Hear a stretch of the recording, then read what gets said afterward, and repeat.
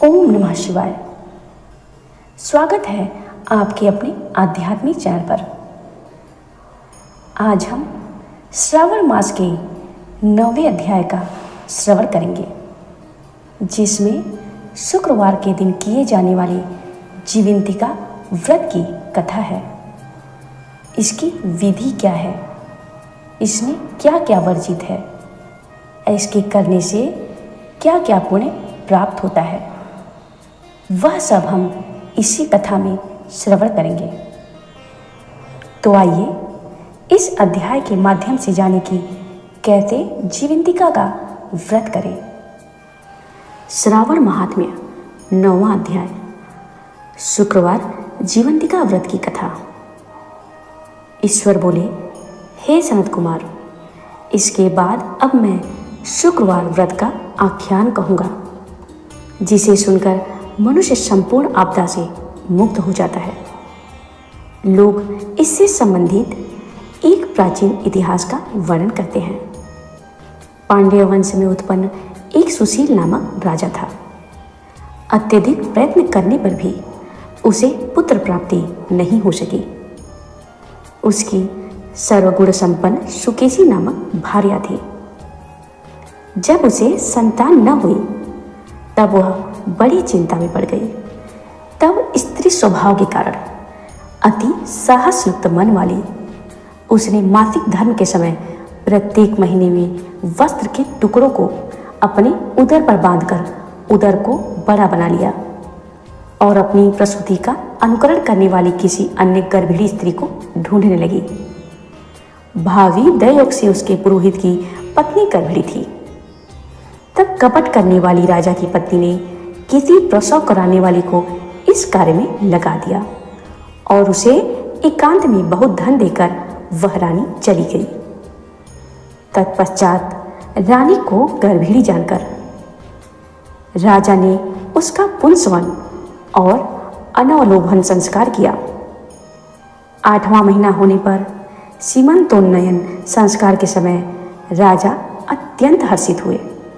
इसके बाद उस पुरोहित पत्नी का प्रसव काल सुनकर वह रानी भी उसी के समान सभी प्रसव संबंधी चेष्टाएं करने लगी। पुरोहित की पत्नी चूंकि पहली बार गर्भवती थी, अतः प्रसूति कार्य के प्रति वह अनभिज्ञ थी और केवल प्रसव कराने वाली दाई के ही कहने में स्थित थी। तब उस दाई ने पुरोहित पत्नी के साथ छल करते हुए उसके नेत्रों पर पट्टी बांध दी और प्रसव के अनंतर उस पुत्र को किसी के हाथ से रानी के पास पहुंचा दिया। इस बात को कोई भी नहीं जान सका। तदंतर रानी ने उस पुत्र को लेकर यह घोषित कर दिया कि मुझे पुत्र उत्पन्न हुआ है। इसके बाद दाई ने पुरोहित की पत्नी के नेत्र बंधन खोल दिए। उसने अपने साथ लाए एक मांस पिंड को उसे दिखा दिया और उसके समक्ष आश्चर्य तथा दुख प्रकट करने लगी कि यह कैसा अनिष्ट हो गया।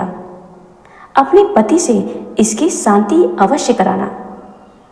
संतान न हुई तो भले ही मत हो, किंतु यह अच्छा हुआ जो तुम अपने भाग्य से जीवित रह गई। इस पर उस पुरोहित पत्नी को अपने प्रसव के स्पर्श चिंतन से बहुत संदेह हुआ। ईश्वर बोले, राजा ने पुत्र जन्म का समाचार सुनकर जातकर संस्कार कराया और ब्राह्मणों को हाथी, घोड़े तथा रथ प्रदान किए। उन नरेश ने कारागार में पड़े सभी कैदियों को प्रसन्नतापूर्वक मुक्त करा दिया। तत्पश्चात राजा ने सूतक के अंत में नामकर्म तथा अन्य सभी संस्कार किए। उन्होंने पुत्र का नाम प्रियव्रत रखा। हे सनत कुमार, श्रावण मास के आने पर पुरोहित की पत्नी ने शुक्रवार के दिन भक्तिपूर्वक देवी जीवंतिका का पूजन किया। भीत पर अनेक बालकों सहित देवी जीवंतिका की मूर्ति रखकर पुष्प तथा माला से उनकी पूजा करके गोधूम की पीठी के बनाए गए 5 दीपक उनके सम्मुख उसने जलाए और स्वयं भी गोधूम चूर्ण का भक्षण किया और उनकी मूर्ति पर चावल फेंका तथा कहा, हे जीवंती, हे करुणामय, जहाँ भी मेरा पुत्र विद्यमान हो, आप उसकी रक्षा करना। यह प्रार्थना करके उसने कथा सुनकर यथाविधि नमस्कार किया। तब जीवंतिका की कृपा से वह बालक दीर्घायु हो गया और वे देवी उसकी माता की श्रद्धा भक्ति के कारण दिन रात उस बालक की रक्षा करने लगी। इस प्रकार कुछ समय बीतने पर राजा की मृत्यु हो गई। तब पितृभक्त उनके पुत्र ने उनकी परलौकिक क्रिया संपन्न की। इसके बाद मंत्रियों तथा पुरोहितों ने प्रियव्रत को राज्य पर अभिषिक्त किया। तब कुछ वर्षों तक प्रजाओं का पालन करके तथा राज्य भोग कर वे पितरों के ऋण से मुक्ति के लिए गया जाने की तैयारी करने लगे। राज्य का भार वृद्ध मंत्रियों को भक्तिपूर्वक सौंपकर और स्वयं के राजा होने के भाव का त्याग करके उन्होंने कार्पटिक का वेश धारण कर लिया और गया के लिए प्रस्थान किया। मार्ग में किसी नगर में किसी गृहस्थ के घर में उन्होंने निवास किया। उस समय उस गृहस्थ की पत्नी को प्रसव हुआ था। इसके पहले षष्ठी देवी ने उसके 5 पुत्रों को उत्पन्न होने के 5वें दिन मार डाला था। राजा भी उस समय 5वें दिन ही वहां गए हुए थे।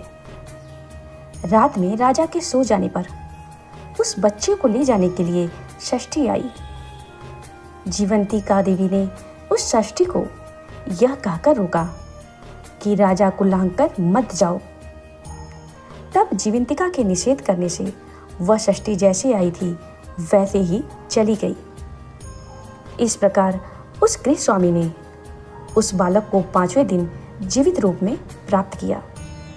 ये इतने प्रभाव वाले हैं, ऐसा देखकर उसने राजा से प्रार्थना की, हे राजन, आपका निवास आज के दिन मेरे ही घर में हो। हे प्रभु, आपकी कृपा से मेरा यह 6ठा पुत्र जीवित रह गया है। उसके इस प्रकार प्रार्थना करने पर करुणानिधि उस राजा ने कहा कि मुझे तो गया जाना है। तब वे राजा गया के लिए प्रस्थित हुए। वहां पिंडदान के लिए राजा प्रवृत्त हुए। तब पिंडदान के समय विष्णुपद वेदी पर कुछ अद्भुत घटना हुई। उस पिंड को ग्रहण करने के लिए 2 हाथ निकल आए। तब महान विस्मय युक्त वे राजा संशय में पड़ गए और पुनः पिंडदान कराने वाले ब्राह्मण के कहने पर उन्होंने विष्णु पद पर पिंड रख दिया। इसके बाद उन्होंने किसी ज्ञानी तथा सत्यवादी ब्राह्मण से इस विषय में पूछा। तब उस ब्राह्मण ने उनसे कहा कि ये दोनों हाथ आपके पितर के थे। इसमें संदेह हो तो घर जाकर अपनी माता से पूछ लीजिए, वह बता देंगी। तब राजा चिंतित तथा दुखी हुए और मन में अनेक बातें सोचने विचारने लगे। वे यात्रा करके पुनः वहां गए जहां वह बालक जीवित हुआ था। उस समय भी उस स्त्री को पुत्र उत्पन्न हुआ था और उसका वह 5वां दिन था। वह जो दूसरा पुत्र हुआ था उसे लेने के लिए रात में षष्ठी आई। तब जीवंतिका के द्वारा पुनः रोके जाने पर उस षष्ठी ने उससे कहा, इसका ऐसा क्या कृत्य है अथवा क्या इसकी माता तुम्हारा व्रत करती है जो तुम दिन रात इसकी रक्षा करती हो। तब षष्ठी का यह वचन सुनकर जीवंती ने धीरे से मुस्कुराकर इसका संपूर्ण कारण बता दिया। उस समय राजा शयन का बहाना बनाकर वास्तविकता जानने के लिए जाग रहे थे। अतः उन्होंने जीवंती और षष्ठी दोनों की बातें सुन ली। जीवंती ने कहा, हे षष्ठी, श्रावण मास में शुक्रवार को इसकी माता मेरे पूजन में रत रहती है और व्रत के संपूर्ण नियम का पालन करती है। वह सब मैं बताती हूँ। वह हरे रंग का वस्त्र तथा कंचुकी नहीं पहनती और हाथ में उस रंग की कांच की चूड़ी भी नहीं धारण करती। वह चावल के धोने के जल को कभी नहीं लांघती। हरे पत्तों के मंडप के नीचे नहीं जाती और हरे वर्ण का होने के कारण करेले का साग भी वह नहीं खाती। यह सब मेरी प्रसन्नता के लिए वह करती है, अतः मैं उसके पुत्र को नहीं मारने दूंगी। यह सब बातें सुनकर राजा प्रियव्रत अपने नगर को चले गए। उनके देश के सभी नागरिक स्वागत के लिए आए। तब राजा ने अपनी माता से पूछा, हे माता, क्या तुम जीवंतिका देवी का व्रत करती हो? इस पर उसने कहा, मैं तो इस व्रत को जानती भी नहीं। तत्पश्चात राजा ने गया यात्रा का समुचित फल प्राप्त करने के लिए ब्राह्मणों तथा सुवासिनी स्त्रियों को भोजन कराने की इच्छा से उन्हें निमंत्रित किया और व्रत की परीक्षा लेने के निमित्त सुवासिनी स्त्रियों को वस्त्र, कंचुकी तथा कंकड़ भेजकर उन्हें कहलाया कि आप सभी को भोजन के लिए राजभवन में आना है। तब पुरोहित की पत्नी ने दूत से कहा कि मैं हरे रंग की कोई भी वस्तु कभी नहीं ग्रहण करती हूँ। राजा के पास आकर दूत ने उसके द्वारा कही गई बात को राजा को बता दी। तब राजा ने उसके लिए सभी रक्त वर्ण के शुभ परिधान भेजे। वह सब धारण करके वह पुरोहित पत्नी भी राजभवन में आई। राजभवन के पूर्वी द्वार पर चावलों के धोने का जल पड़ा देखकर और वहां हरे रंग का मंडप देखकर वह दूसरे द्वार से गई। तब राजा ने पुरोहित की पत्नी को प्रणाम करके इस नियम का संपूर्ण कारण पूछा। इस पर उसने इसका हेतु शुक्रवार का व्रत बताया। उस प्रियव्रत को देखकर उसके दोनों स्तनों में से बहुत दूध निकलने लगा। दोनों वक्षस्थलों ने उस राजा को दूध की धाराओं से पूर्ण रूप से सिंचित कर दिया। तब गया में विष्णुपदी पर निकले दोनों हाथों जीवंतिका तथा षष्ठी दोनों देवियों के वार्तालाप तथा पुरोहित पत्नी के स्तनों से दूध निकलने के द्वारा राजा को विश्वास हो गया कि मैं इसी का पुत्र हूँ। तदनंतर पालन पोषण करने वाली माता के पास जाकर विनम्रतापूर्वक उन्होंने कहा, हे माता, डरो मत, मेरे जन्म का वृतांत सत्य सत्य बता दो।